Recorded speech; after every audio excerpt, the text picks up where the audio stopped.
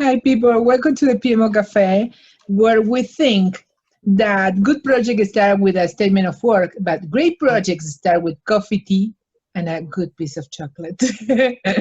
This is a virtual meetup, which is dedicated to learn and share and discuss all matters related with project management, office or not office, within any vertical market. And of course, coffee, tea, and chocolate. My name is Patricia Monica Ojeda, and I've been doing this project, PMO Cafe, in person since 2017 with a group of very, very nice young professionals. One went back to Brazil, and the other one now is living in West Palm Beach. And we create this concept about project management. What happened is that PMO is Project Management Office, Process Marketing and Operation, and it's also Patricia Monica Ojeda. Without further ado, I want to introduce Evan Snow. I met Evan a couple of years ago, and let me start meeting more people. We have more people there. We live in the same county, which is Broward County, and Evan has amazing projects. The first thing that I learned about Evan was about the zero empty spaces. What is that? Evan has an amazing idea how to use empty spaces with people who work in art. Okay, so he's going to talk about that. And the other was 1,000 mermaids. So what is that? So Evan is going to talk about his a dream that is almost just right there to coming true, and he's going to talk about the different things that he's always doing in Broward County. So, Evan, all yours. Thank you very much. And I think we initially connected because in my previous life, I was an IT recruiter in South Florida, and I have one of the bigger networks of an IT recruiter or anybody on LinkedIn in South Florida. So if you're not connected already, please connect with me. I'm glad to be here, and I'm glad to be speaking with you guys. I'm also glad not to be an IT recruiter anymore, so please don't contact me for jobs. I am a very passionate Broward County native that found a love for community building and found a love for the arts, and I found a way to marry those loves together to make my community and our community a better place to live and not just a better place to vacation. And the way the story goes is about 5 years ago, I moved to downtown Fort Lauderdale from Coral Springs. And I was finding at that time the Wynwood Art Walk and Nashville and Austin and Soho and Williamsburg and all these great places were doing really great things with art. And this was at a time when, you know, the Fort Lauderdale Art Walk and Flagler Village really hadn't come around yet. And I was going to all these places in pursuit of what I would call culture crusades, as Joyce remembers, because she's been with me from the start. And we would just go and experience all the cool things and take trips to go to places like Nashville and see what makes Nashville great. Is it really the honky tonk and, you know, the Music Row? Or is it the East Nashville Independent Artists Village and the murals and the restaurants and the chefs and the cool concepts and the cool kids and the creative entrepreneurs and the creative class and the creative community and the people that we would interact with quite often on a regular daily basis in our pursuits of the arts and culture locally, but found it wasn't as easy to make it as an artist in Broward County as it should be. You should be able to pursue your craft, passion, creative outlet, and profession as a creative in a place like Broward County, where I was very proud to be from and where I was working as a recruiter. And when I stumbled into all this community building things, I found myself really taking a different approach. I was very fortunate to connect with my business partner, who was me 10 years before me.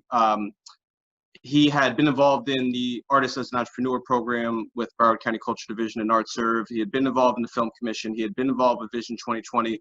He had been involved with bringing Richard Florida, the economist behind the creative economy, to Fort Lauderdale to share things that were unfortunately probably before their time. But when we connected, fortunately, I got him sucked back into this, and we kind of started at the same time. This is when I'll start sharing some videos, so it's a little bit easier to show than it is to tell. We created something called Choose954, which is a social movement to cultivate culture and community in Broward County.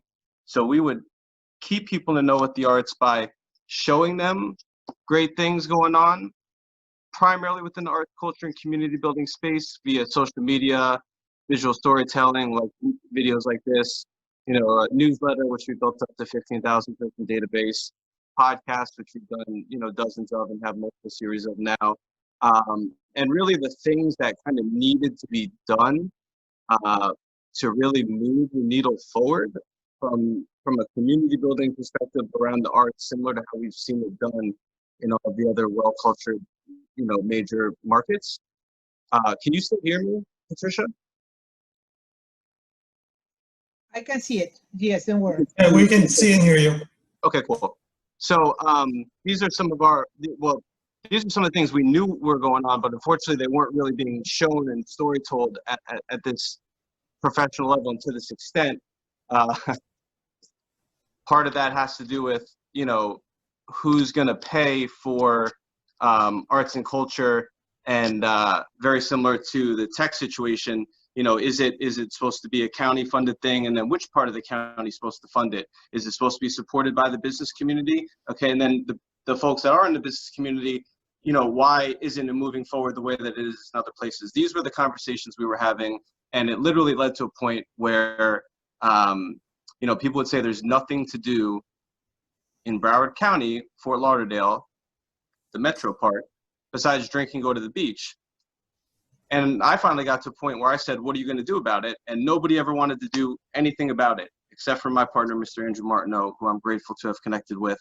So we started Choose954 to show people what was going on with the culture, but then that wasn't really enough. We knew we needed to do things like we saw in Miami, like an Art Basel. We never had an Art Basel in Fort Lauderdale. We never had a signature 4-day art fair in Fort Lauderdale. So we wanted to utilize the unique elements of Fort Lauderdale, the waterways, the beautiful homes and architecture, the fact that we have a water taxi system, to create an experience unlike anything that's ever been done before. So we co-founded, created, produced, self-fund, and have done every single piece of the project management puzzle, because we have a full life cycle agency that does all the marketing, branding, website, logo, creative, event production, and all of that behind this. We came up with Art Fort Lauderdale, the first art fair on the water that takes place inside of luxury waterfront homes on the Los Angeles Intercoastal Waterways, made only accessible via boat. Our goal and mission from day one, as we had just kind of launched the Choose954 community building piece, we wanted to put Fort Lauderdale and Broward County on the map as an international destination of view and interact with art. That was our mission from day one. That remains our mission since year 5 now. And we will always be dedicated and committed to doing these things. I'm going to pause and kind of hand it back over to Patricia in a second, but I know some of you guys must be wondering, Art Fort Lauderdale Art Design Week, it bears the city's name. You're doing this inside of mansions. You're with the water taxi. I see Veuve Clicquot. I see Louis Vuitton. I see Hennessy, LVMH. I see brands. I see big artists. I see beautiful homes. Like, yes, you're wondering, why isn't this a thing? Why haven't you heard about it? If you haven't heard about it, I get that all the time. I don't take offense to it. We've self-funded this art fair out of our own dollars. There is no support from the from any entity really, from a monetary perspective, except from in this house, we actually partnered with Ministry of Tourism from Bahamas, who helped us create a Bahamas house that we actually were able to feature some of the best contemporary artists living and deceased from Bahamas right after Hurricane Dorian. And we thought that was a good time working with the curator that Jen Nyack Feldman, who spent half of her time, or now all of her time, in Bahamas, to use the arts once again as a problem solver, kind of as we did with Broward County not being so well cultured, being that was the way people perceived it. We decided to use the arts in this instance to help our community, but also help the Grand Bahamas Children's Home that was unfortunately devastated as a result of Hurricane Dorian. And we actually used the event as a fundraiser to raise funds so that they can relaunch their art program. These are the type of things that we do very altruistically. We keep it very fair and inclusive for anybody and everybody to participate on these concepts and all of our concepts, because we know $10,000 for an artist to get into an Art Basel event or Miami Art Week event is cost prohibitive. It's a little bit exclusive. We want to make things more inclusive. Our art fair is exclusively for independent artists not represented by a gallery, local, independent, national, and otherwise. And these are the things, before we get into the Zero Empty Spaces, before we get into Mermaids, this is what we've been doing for 4 or 5 years.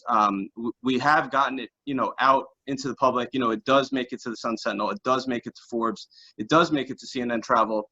It's just unfortunate we don't pick up those publications every single day. So I know, especially if you guys might not be in the arts, everybody knows Art Basel, and then you're seeing this, and it's like, oh, this was in my community. How didn't I know about it? Why didn't I know about it?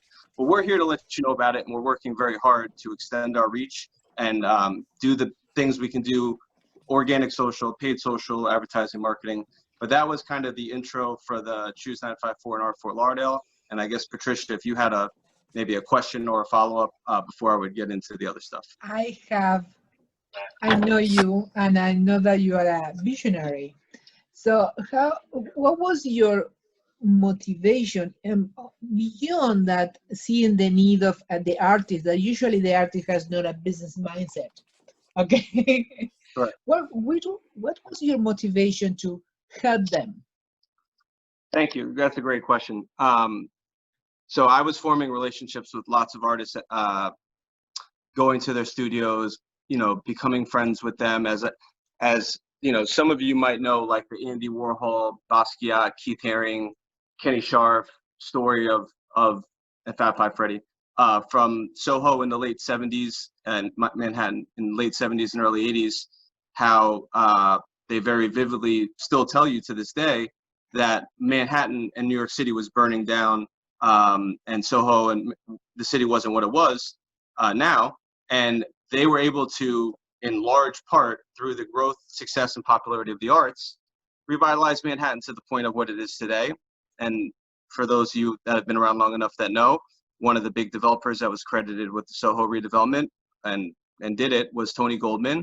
And then when his family decided to pick Miami to make the largest outdoor public art museum and street art capital of the world, we obviously saw that have a huge revitalization impact on the city of Miami, in conjunction with Art Basel, in conjunction with a lot of other things that were going on within the arts and culture. So we saw 2 case study examples of the arts revitalizing communities from parts where they were literally in shambles. In many instances, as a lot of you are familiar, Fort Lauderdale, Broward County was not burning down in 2014, 2015. A lot of people that I won't mention in very high positions would tell us at that time, oh, this place is a cultural wasteland. And I would tell them, please don't ever say that out loud again. There are many, many talented artists here. We have a top 10 performing arts center in the country.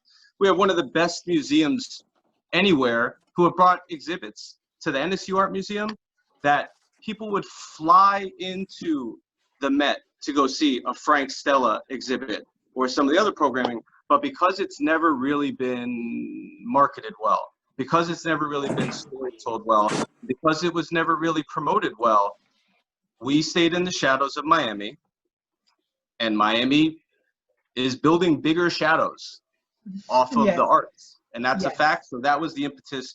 We saw it could work there. This was before the redevelopment boom in Fort Lauderdale. This was before the 20,000 condo units at $1,950 for a one-bedroom apartment were going up. So we knew this piece of the arts and culture was very important to actually, from the recruiting perspective, retain the talented, skilled workers that we are attracting in this downtown that they're trying to build. And you need to have things for your employees to do. You need to have things to attract and retain large companies to want to move their headquarters to a place like Fort Lauderdale.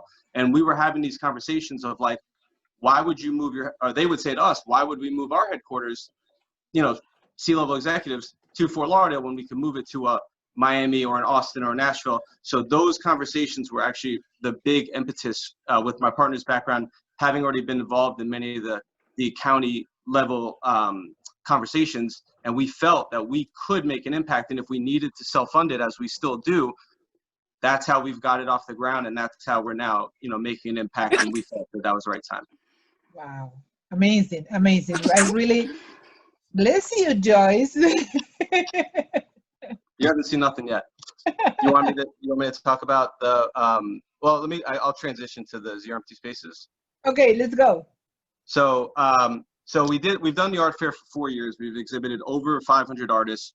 I've exhibited over 1,000 artists with events I've done on a weekly basis and recurring basis. So we would establish so many relationships with artists where they just literally got to the point where the majority of them would say, and I'm in the studio with one of them who's been asking me for years for a studio, they would say, where are the studios at, let alone affordable? Since we were doing art inside of homes that are for sale, and we partner with the realtors, the Real Estate Association, Venice Magazine, and a lot of things that are really aligned with luxury real estate when you're trying to sell a $12 million house. The developers, commercial real estate developers and residential, caught wind of what we're doing. And since my partner's background is in shopping center and retail development, as an executive with the Westfield Corporation, which is one of the larger mall companies in the world, he had developed vacancy management strategies and solutions to fill vacant space in the mall. He had actually, full circle, he had built a commission-free art gallery in the Westfield Broward Mall, adjacent to the food court, that artists could exhibit their work in and not have a commission deducted if they sell their work. And these were the types of things that Andrew had done, my partner, to drive traffic, drive, business, create economic impacts. And this was what he had done while in the capacity of a director with the mall. Now we're independent, creative entrepreneurs, and we self-fund these things, so we, can do what we want to do where we want to do it. We decided to listen to what the artists were saying and listen to the commercial real estate developers, property owners, property managers, brokers, and everybody else that was like, hey, can you do art in our space? We can, but it's, this is not our nonprofit. We have other nonprofits. Of so course. We needed to find ways to monetize it. So what we came up with is a vacancy management affordable artist studio space initiative called Zero Empty Spaces, where we activate vacant commercial real estate on a month-to-month basis to make affordable artist studios at $2 per square foot. It allows for, here we go. It allows for the, put this one up first, sorry. Artists to be able to have a small space in a retail space, which never really existed as an opportunity before. An artist couldn't really pay for 100 square feet of a retail storefront without signing a long-term lease. So we kind of created a new model that it serves its purpose for the property owner, that the space that was once dead is now activated with life. We assume all liability, so we provide a certificate of insurance. We assume the liability for the utilities. We guarantee the space will be active daily. And then we also mitigate a lot of the things that happen when you are dealing with vacant space. Things leak and, things need to be changed. So we bring places up to code up to a certain extent, and provide tons of value in terms of getting a vacant space for a developer or a property manager or property owner onto the Sun Sentinel, onto NPR. That would just never happen for a positive story. So we estimate anywhere between $15,000 to $25,000 worth of quantifiable value to our owners annually, in terms of, we go to the space, we take high-risk photos and videos, we're getting press. They would have to pay a PR agency thousands of dollars to get this press. They don't pay us anything. We work it out on a month-to-month basis, but it has to be a win-win for everybody. So you can clearly see that there's a win for a property owner that needs to support the walkability of their plaza, their shopping center, their neighborhood, because if you have a bunch of closed doors, your tenants are gonna not be happy and lose business. But that's enough about the property owners. For the artists, as you can see, an artist would never, as I mentioned, be able to get, 200 square feet in a window on Las Olas, for $400 a month, $600 a month, whatever it is, because this is, prime real estate. But it creates a very interesting opportunity to provide affordable space for artists to create in outside of their home. And this was before COVID that we launched this. Since COVID, we've actually found more of a demand of people wanting to get out of their house more and more to create in, because unfortunately artists, we've heard numerous times, have to share the kitchen table, or fight over the kitchen table actually with their husband. So it gets them out of the house. Pre-COVID, we were doing grand opening events like this. This was the one on Las Olas. We'll do them for all of our locations. They're free, they're open to the public. We invite the press, the mayor, city commissioners, and it's an opportunity for people to experience something. When was the last time, you went to a studio opening? And if this was a gallery opening, it probably wouldn't have been received the same way. This is, there's a novelty about the concept. It's new. You're really putting independent artists first. So many times in these places that they call galleries, you'll never meet that artist. These are the actual artists here. This is their studio where they work, and they get to exhibit, so you could see their work as well, and get to know them and build a relationship, and hopefully, start collecting them and actually help their career, help the creative economy. So that's what we do with Zero Empty Spaces. And I guess I'll shut up now and turn it back over to Patricia. From what these days we have a lot of empty spaces. Seeing as a project, if you want to start, let's say, a Friday gallery night, and you want to start a project to zero empty spaces in 1 or 2 or 3 places in Las Olas these days, how long from the conception to the deployment it takes you to fill that space with the artist? It's a project management question. Right. No. And now we're scaling. So we're thinking about it again, because we have 10 locations and 60 artists in Florida, and we have 99% occupancy, thankfully, a large waiting list, thousands of artists that have applied. But the question is actually been posing an interesting question now, because we're scaling to other states and markets. And I don't have a following of artists in Chicago, Illinois, or Northbrook, Illinois. So we would say it would probably be anywhere from, we can move very quickly, but realistically 2 months to speak with the property owner, the specialty leasing manager, the GM, get them to understand and agree to the terms of the project, go see the site, agree on the site, sign the lease, execute the lease, market the site. We do a open house preview for the artists so that they can see the space. And in between signing the lease and doing the open house, I do extensive marketing, organic, paid ads.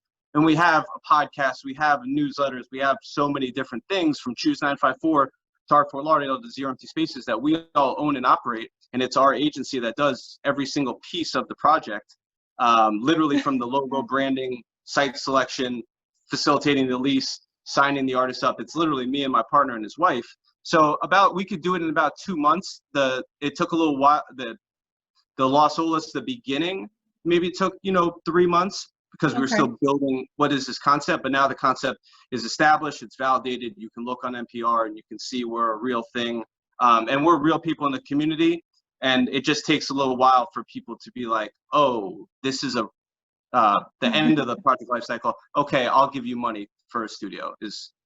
That's the 2 months. It's amazing. It's amazing. Now it's like, I imagine that it's gonna work like a franchise for different states and different locations for you guys, because it's not easy to move all the resources that we use to promote something. I was looking forward to see that.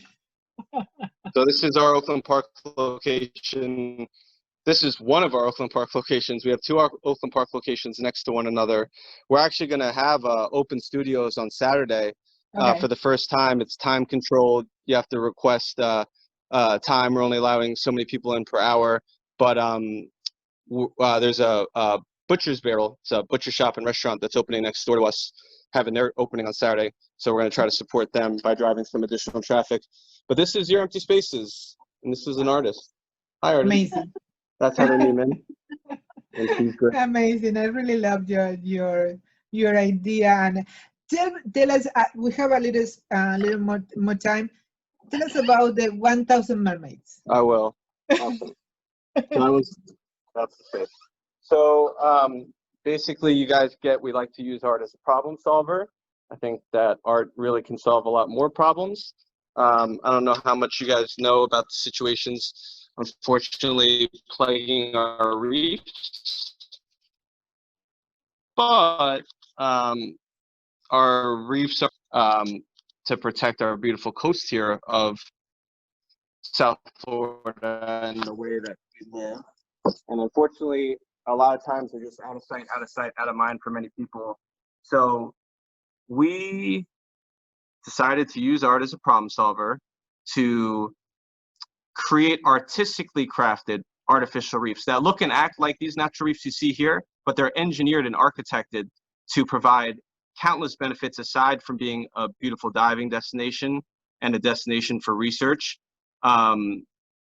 This is our second annual deployment that we're kind of previewing here, but I guess to kind of show you what they really are, we sink 3,500-pound rocks that are limestone concrete boulders, and what these basically do, they provide habitat in terms of structure for fish to seek protection from predation so that juvenile baby fish can grow to be adults and we can replenish fish stocks. That's like one big things reefs do that a lot of people just don't know and aren't familiar with.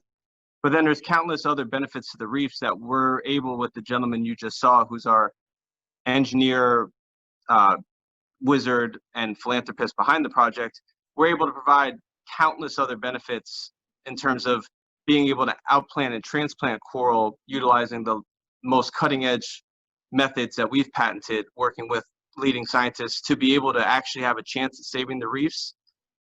The long and short end, to close out the reef part, yes, I don't live on the water as well. So you might think, how does it really impact us?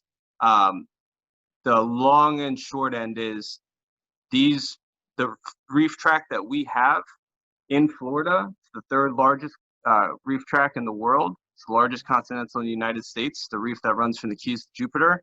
That's our first line of defense against being underwater. It literally, the reef breaks the healthy natural reef breaks the energy down of the waves that literally allow the waves to become smaller so that we don't have more storm surge and flooding and all these things. And I guess because it's just been out of sight, out of mind for so many people, they never really thought like why it was important unless they were a diver or marine biologist. But we're finding ways to get regular people interested and involved in the reefs. We get kids certified in scuba diving with the Coral Ranger program, where then they can literally be the next wave of change makers and coral gardeners and coral farmers to help us outplant the super corals, the microfragments, the leading breakthrough. And it's a grassroots art created project where we have scientists and a lot of entities on board, but it's something that anybody can get involved. Just to like or follow on social media, tell a friend to tell a friend. You can purchase a t-shirt on our website. All the money goes back to our 501c3 nonprofit. It does cost money to make the reefs. It's $7,500 to make a 3,500-pound sculpture with concrete and basalt fibers and calcium carbonate, and then load it on the truck, put it on a barge, have a crane on a barge with permission from the Army Corps of Engineers, the DEP, the county, the city. To make all that happen, obviously it's not free. So we are a 501c3 nonprofit. We're really on the cutting edge of some really great partnerships with some really, really big four-letter acronym names in the world. And we're really excited, if you follow us along on social media or LinkedIn, to share with you some really great breakthroughs and progress that is right here in Broward County in South Florida on the cutting edge of saving the reefs, which are a $7 billion economic driver in Southeast Florida alone that support over 70,000 jobs. So even if you don't live on the water, or you don't know a fisherman, or you don't know a marine biologist, or you don't know a diver, this is literally the reefs, out of sight, out of sight, out of mind for many people. You know, this is one of the lifelines of our environment, our economy.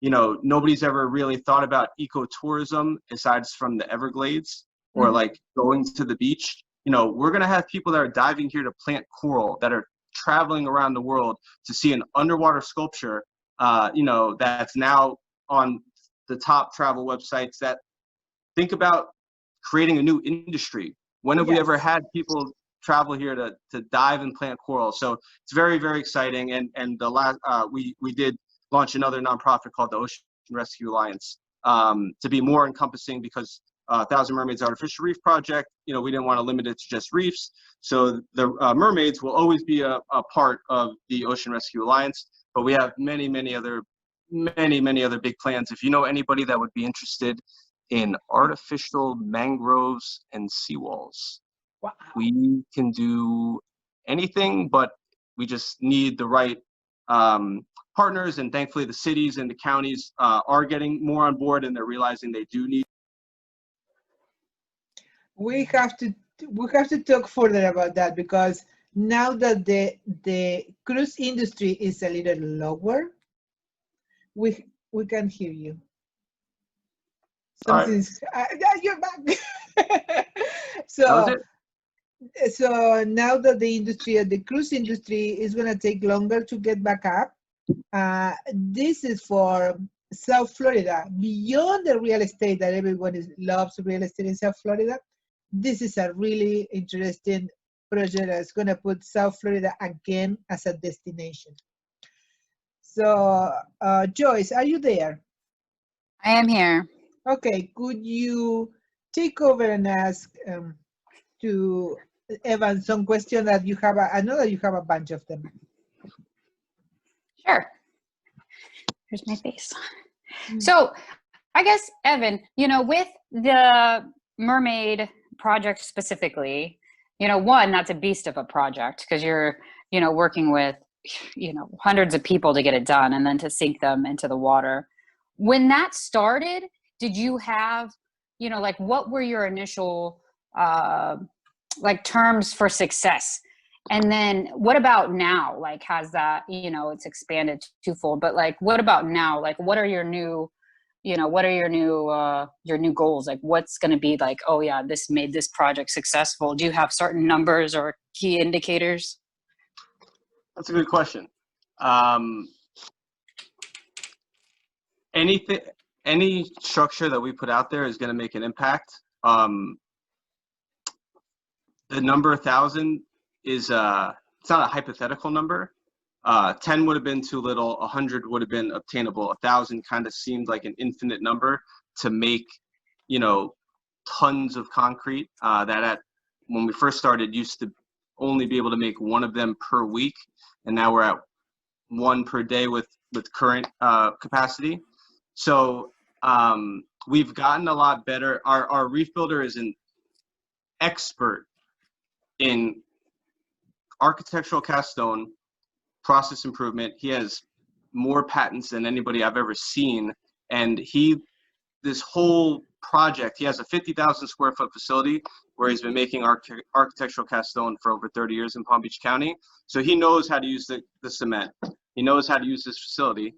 He has a full team, thankfully, at his disposal. This is his passion. It's not his main business. The architectural cast stone is what allows our reef builder, who's also our philanthropist and funder, allows him to fund this project. And we've, throughout that, have gotten to the point now where we just received a $100,000 commitment from the city of Dania Beach for 20 reefs. And we're going to hopefully be able to do that all done by May. So to answer your question, the project timeline from September to May, I guess 8 months from receiving confirmed. I mean, we had preliminary meetings, obviously, but we won't count that. Meeting with the city manager, meeting with the vice mayor, planting the seed, having them say, we want this, having them go through all that. We won't count that. From the moment we went to the Dania Beach budget meeting in September to the minute the window opens for us to put these in the water in May when the water gets flat, about 8 months if we get you know, $100,000 order or more. Wow, wow. Evan, we are just right there to get the other topic for the session. Please let the people know how they can find you, how they can connect with you. On LinkedIn would probably be the best for this purpose, but you can follow me on Evan Snow. You can follow Zero Empty Spaces and our lovely artists at Zero Empty Spaces on Instagram, Facebook. I'm personal Instagram at evansnow13. Email evan@choose954.com. I'm an open book. You can find me, reach out. Be glad to connect and you know, see. We're very big on empowering people. So if you have an idea, reach out to myself, Joyce, and we'll see what we can do. Perfect. Thank you, thank you, thank you. Really, Thank you for your time. really appreciate your time and your passion for. I'm an immigrant in South Florida, and I really appreciate the passion of the people for the place they live. And we're going to share this, and it's going to make a bigger impact. And we appreciate everyone that tuned in today. Thank you for your time. Thank you, Evan. Thank you. Sure. So.